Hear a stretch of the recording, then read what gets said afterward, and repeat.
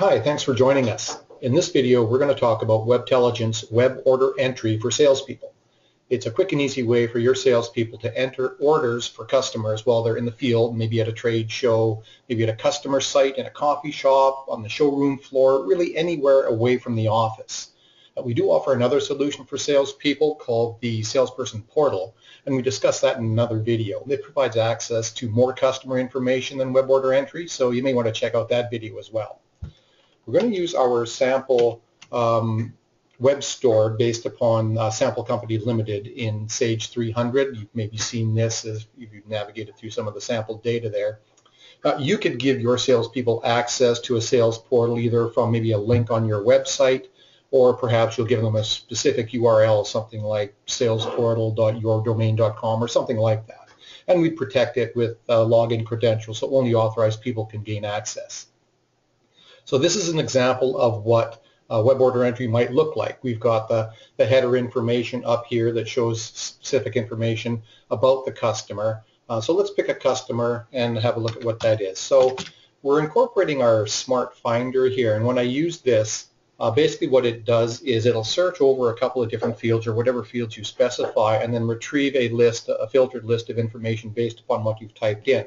So you notice I typed in the customer number. I could have just as easily typed in some of the words of the customer, and we're going to get the same result. So I click on the customer, and then it brings up basic customer information about who they are and so forth. So here you're seeing that we've got the customer type, be it base, A, B, C, D, or E, and then this might represent a discount level depending on how you set Sage up. It also indicates their specific price list, and again, this is what you've set up for them inside of Sage, and we're going to respect that. It also shows their terms codes and all the available terms codes in here. Now, we're showing these because they are optional. You don't have to necessarily show them, but we have also given the salesperson the opportunity here to change these if you want to give them that authority. And again, that's up to you. You don't have to give them that authority if you don't want to. We've also given the ability for them to enter the customer PO, and if they do that, this is going to end up in the customer PO number field on the order inside of Sage 300 order entry. Also, the comments that they enter here, these are going to end up in the totals tab. There's a comment section there. Also, all these comments are going to end up in that on the order as well. You'll notice we've got a new customer button here. Basically, what that means is you can give your people the ability to create a new customer. So let's move now down into the order details section. And again, in this SKU field that we've got here, and bear in mind, we can lay this out any way that you want or have the fields named whatever you want them to be named. We've called this one SKU, and we're using the Smart Finder here again. So what we're doing in this case is we're looking across multiple fields again.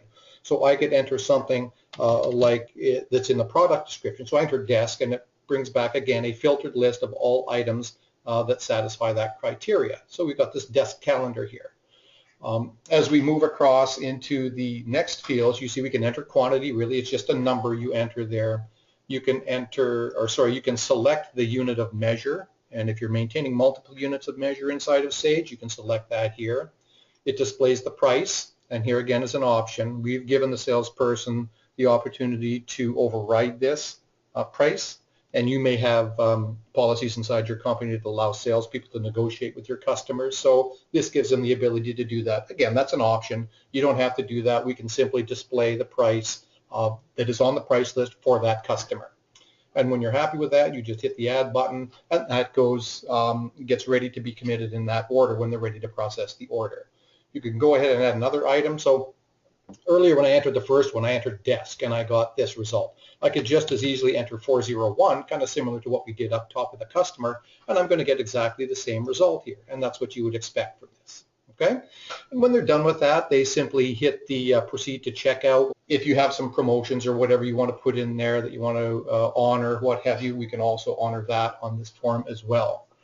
So in fact, when I'm talking about that SKU field, one of our customers, what they've done in their setup in Sage 300 is using an optional field against the item record. They've indicated every competitor's part number that is equivalent to their internal part number. So when somebody comes on and enters a competitor's part number, what's going to get returned is their equivalent. So that's really effective if you're exposing a form like this to your customers. Now, of course, you wouldn't have any of this header information, maybe just as an informational thing, but clearly would not allow your customers to change their terms, go to their price list or anything like that, or override pricing or anything like that. But this can work very effectively, again, in the situation I just discussed.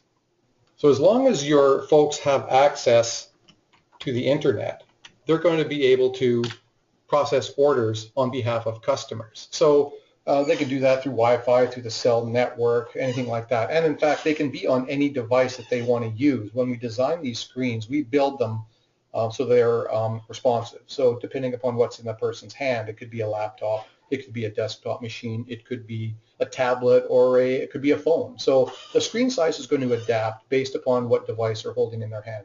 And that's very important. So there you have it.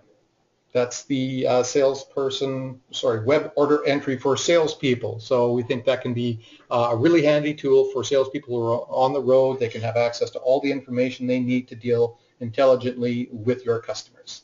So thanks for watching, and please do check out our other videos about the North 49 Customer Portal and Webtelligence, our full e-commerce platform for Sage 300.